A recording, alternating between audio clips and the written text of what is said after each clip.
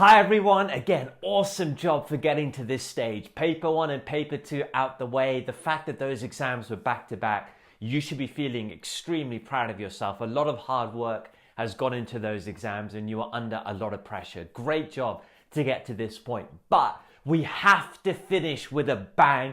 There is still Paper 3 to go, and it's important that you're revising hard for this paper. You're taking it very, very seriously. You know, evidence from the last few years really shows that Paper 3 is often the make or break paper. It's broken many students because they've taken it lightly. Their grades have suffered as a result of underperformance in Paper 3. Or it's been the paper to drive students up to the highest level of success. It's actually a very high scoring paper if you're revising smartly for it. So your job is definitely not to take it lightly. The same kind of intensity and hard work that you put into Paper 1 and Paper 2, you've got to be doing for Paper 3 starting from now. And that's exactly what this video is going to help you with. Key tips, key advice, especially of how to use this time before Paper 3 to secure the highest grade, to revise really, really smartly, but also a detailed breakdown of your paper. Oh yes, in minute detail, making sure you're okay with everything that Paper 3 is going to throw at you, whether it's time management, whether it's essay writing, essay structures, whatever it might be, it's all going to be delivered to you. So make sure you're watching this video all the way to the end. You're taking in all the advice and guidance given to you, but more importantly, make sure you're revising following all of that. Smart revision, intense revision for Paper 3 is going to get you to a high level of success. We're not going to take it lightly. We're going to go strong, starting with key advice. First piece of advice is pay absolutely no weight to predictions. Just don't worry about predictions. If anybody out there is doing predictions or you're hearing predictions, completely disregard them, because nobody knows at all what's going to feature in Paper 3. There is no way to know what's going to feature in Paper 3. If you look at the last few Paper 3 exams, right, no one would have thought that those topic areas or those contexts would have featured at all.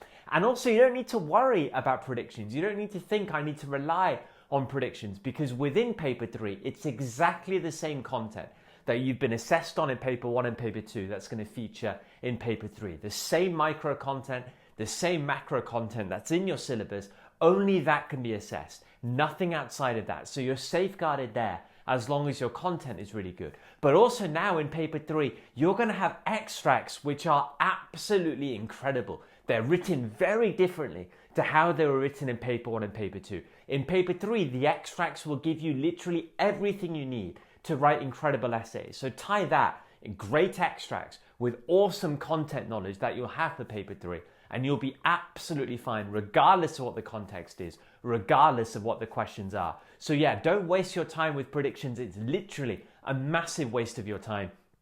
It's not going to get you anywhere. You want to be focusing more smartly than that. One thing I will say though is that major topic areas that haven't featured at all in Paper 1 or Paper 2 as essay questions are much more likely to feature in Paper 3. So when it comes to content revision, weighing up those topic areas will be a smart use of your time, but certainly no predictions. Second, in terms of how to use this time before Paper 3, you've got to be revising smartly, and I recommend two things. First of all, you have to be a content master. It is so important. I've already said it's the same micro and macro content you've already revised for Papers 1 and 2 that you're going to need to revise again. Nothing outside of that can be assessed in Paper 3. So it's making sure you're a master of all those topic areas. But be careful with this, because bear in mind, when Paper 3 comes along, it would have been 3 weeks since Paper 2. It would have been 4 weeks since Paper 1. So don't just assume that, oh, look, I've already done my micro and macro. It's all in my head. It's all just going to be there for Paper 3.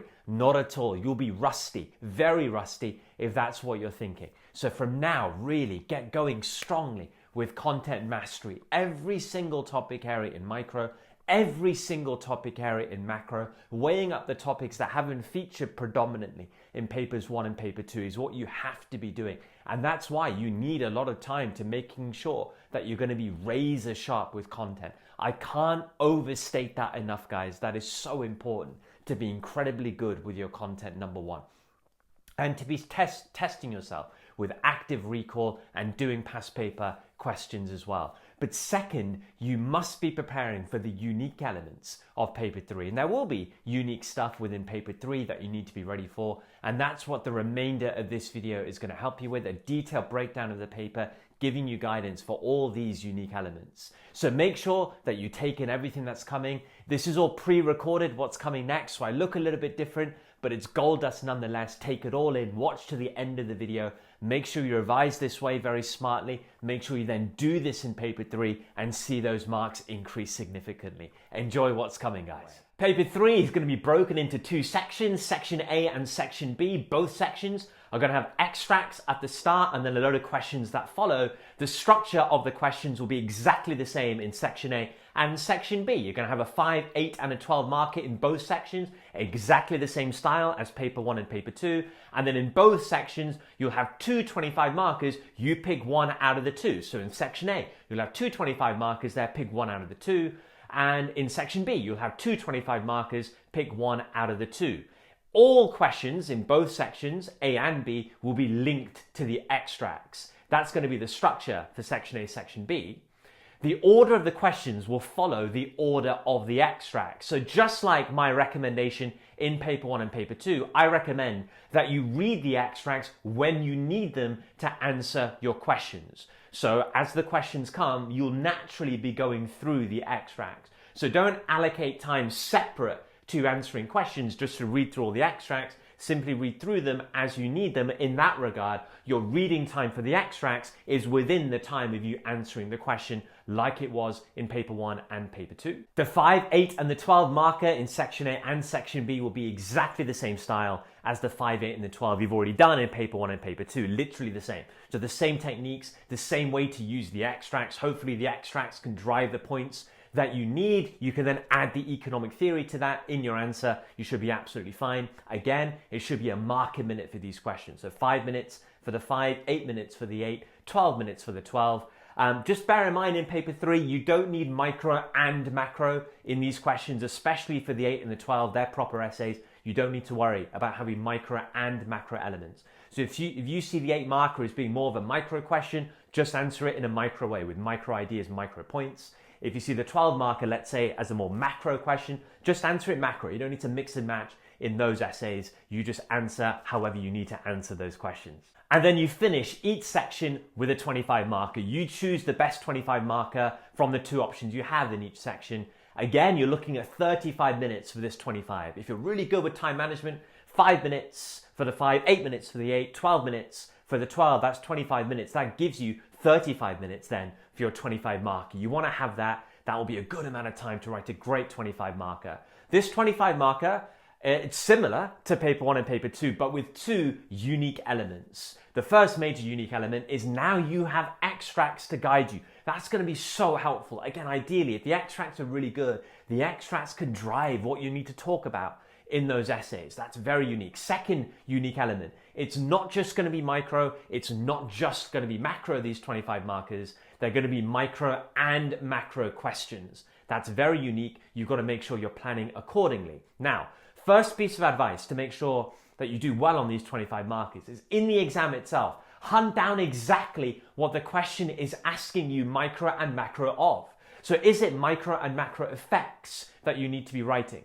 Is it micro and macro causes, or micro and macro influences, or micro and macro factors, or micro and macro reasons? What is it you need to be writing micro and macro of? Hunt that down and highlight it so that you're not going off tangent. If it's asking you for micro and macro causes, you're not then writing effects, which would be irrelevant for that essay.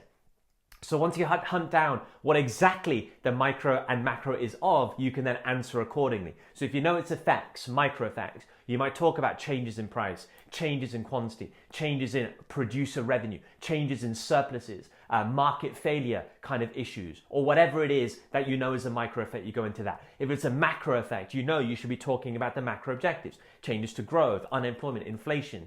Maybe it's changes to the current account position or government finances or inequalities, right? You know exactly then what you need to be talking about. But if it's something different, factors, reasons, causes, then you know you've got to be talking about other things. So that's key tip number one. And second of all, you need to be revising appropriately to smash this 25 marker, preparing well so you can write this 25 marker really well. Now to do that, what you need to be doing is writing down all the topic areas that could be micro and macro topic areas. Write them all down. To help you, I have a video about all the topic areas that could be micro or macro. Go and check that out. And then for all those topic areas, you should be listing down your micro effects and then your macro effects or your micro causes, macro causes, etc., depending on what kind of micro and macro question that could be. It's all been guided nicely for you in that video. Go check it out and write down all those topic areas and then list your micro and macro effects or causes or factors or whatever it could be. That is unbelievably good revision advice because then your brain is going to be ticking.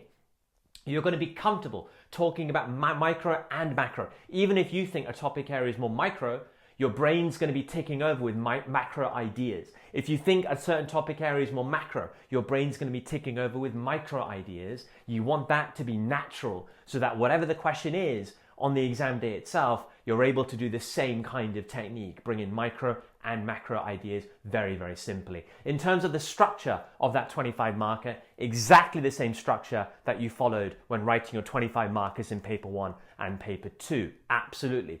The only slight difference that I would say is that when you're writing your analysis paragraphs, make it explicit what you're trying to do. So maybe you can start by saying one micro effect is, or one macro effect is. Be explicit like that, and then go off and continue your writing as you're used to doing. Evaluation of these micro macro effects is just like normal. So if you're writing a micro effect, you don't need to evaluate with macro or something. Evaluate as normal in the usual way. It's your analysis paragraphs. They're going to be very distinctly either micro or macro. That's what you're looking to do.